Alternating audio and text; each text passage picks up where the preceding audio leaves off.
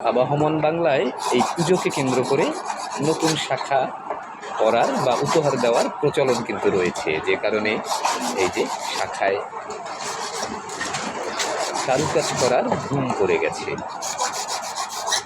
ছোট্ট এই শহরে যদিও এখন হিন্দু সম্প্রদায়ের সংখ্যা আগের মতো নেই, তারপরও ঐতিহ্য ধরে রেখেছে এই সব দোকানগুলো।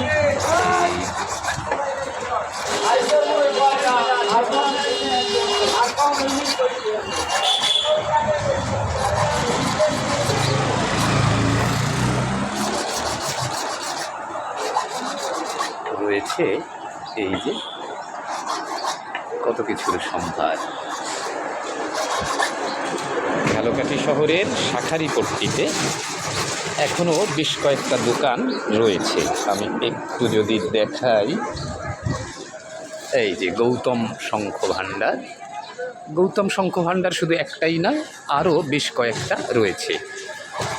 এই শঙ্খের দোকানকে কেন্দ্র করে, শাখার দোকানকে কেন্দ্র করে এই এলাকাটির নাম এখনও কিন্তু শাঁখারীপট্টি রয়েই গেছে, যদিও শাঁখারী সম্প্রদায় এখন একদম বিলুপ্তির পথে।